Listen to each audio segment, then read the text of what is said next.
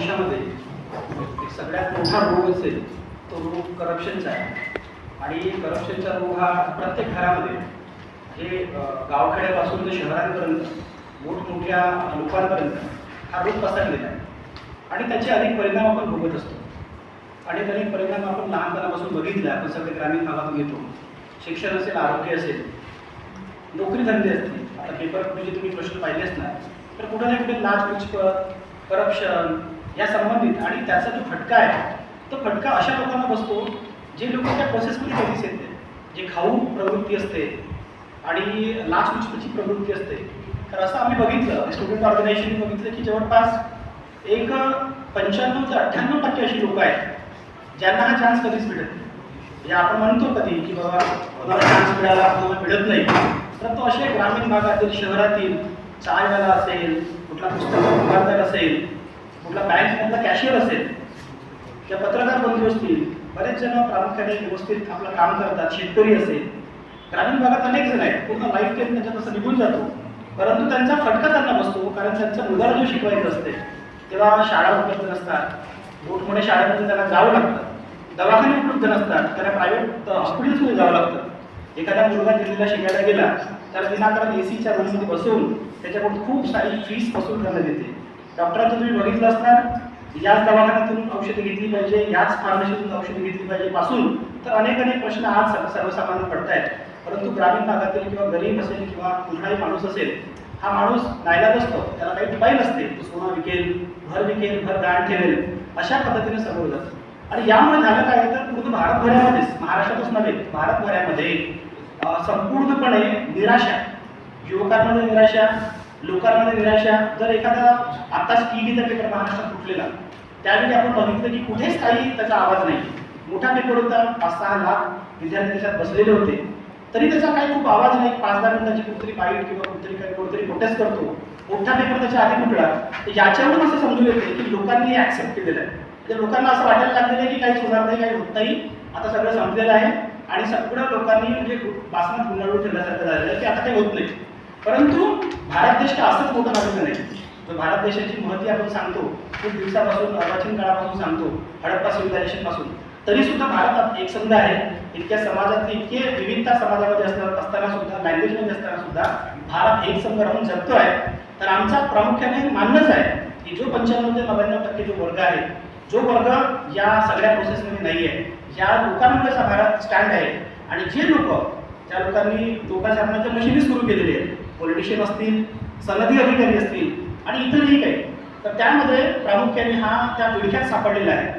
आणि त्यामधूनही नवीन सूर असं आहे की सनदी अधिकारी कशासाठी बनायचं, आपण IAS कशासाठी बनायचं, तर प्रामुख्याने जास्त पैसे कमवण्यासाठी. एक अशी परीक्षा जी सगळ्यात मोठी भारतामध्ये मानली जाते, भारतातील सगळ्यात मोठी परीक्षा, 10-12 दिवस ती परीक्षा चालते.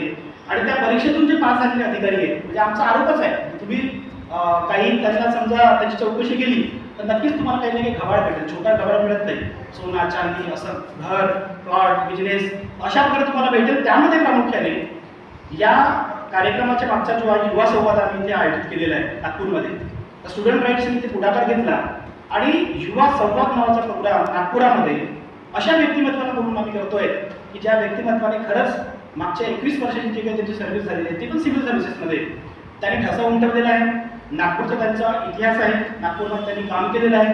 आणि यामागचा उद्देश एकमेव असा आहे की युवकांमध्ये, विद्यार्थ्यांमध्ये, ग्रामीण भागातील शेतकरी असतील किंवा कुठलेही गरीब लोक असतील, त्यामध्ये कॉन्फिडन्स निर्माण व्हावा की कोणीतरी येणेच म्हणून नाही, तर अजूनही व्यवस्था कायम टिकवण्यासाठी लोकांचे प्रयत्न सुरू आहेत. आणि त्यामध्ये आपण सामील झालं पाहिजे. युवकांना सुद्धा एक नवीन संदेश आपल्याला द्यायचा आहे.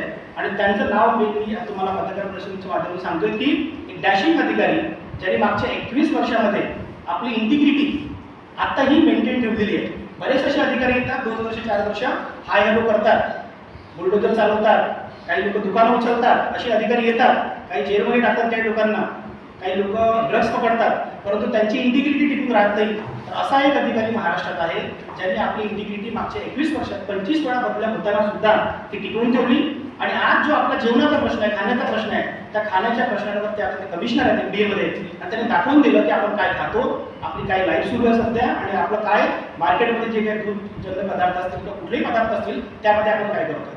तर अशा एका डॅशिंग अधिकाऱ्याला आम्ही बोलावलं ठरवलं आणि त्यांनी आमचं निमंत्रण जे स्वीकारलं आणि ते या 2 ऑगस्टला नागपूरमध्ये सुरेश भट सभागृहात येत आहे। युवा संवाद नावाचा कार्यक्रम आहे। या युवा संवाद नावाच्या कार्यक्रमामध्ये नुसतंच युवक नाही तर विद्यार्थी असतील, शेतकरी असतील, नागपूरकर असतील आणि नागपूर बाहेरील व्यक्ती असतील, तर असा आमचा अंदाज आहे की 4 ते 5 हजार लोकांचा हा कार्यक्रम असेल आणि त्यामधून एक चांगला पॉझिटिव्ह मेसेज नागपूर शहरात जावं, नागपूरच्या बाहेर जावं, युवकांना सुद्धा वाटतं की आयएस झाल्यानंतर काय काय होऊ शकते किंवा काय करू शकतो आपण।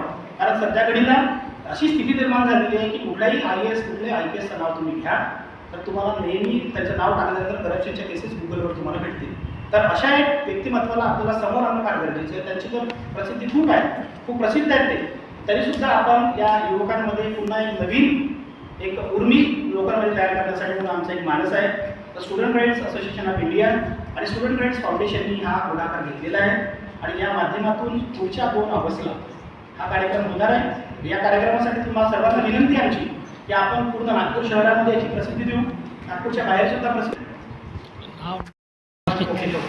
तुकाराम मुंडे, तुकाराम मुंडे जे आता सध्या FDA कमिशनर आहे, FDA कमिशनर आहे, तर तुकाराम मुंडे साहेबांना जे ज्यासाठी फेमस आहेत किंवा कुठेही गेले तरी आपला ठसा उमटवतात आणि मागचे 21 वर्षांपासून ते कार्यरत आहेत। तर माझी इकडे तत्कालीन महानगरपालिकेचे आयुक्त आणि सध्या घडीला आता कमिशनर FDA ला कमिशनर आहेत, ते तुकाराम मुंडे साहेब व्याख्यानासाठी असणार आहेत आणि तुकाराम मुंडे साहेबांचं व्याख्यान प्लस युवकांचे संवाद सुद्धा आहे। नुसतंच व्याख्यान देऊन भाषण देऊन ते जाणार नाही आहेत, तर युवकांचे संवाद आणि काही प्रश्न उत्तरं सुद्धा नागपुरात होणार आहेत।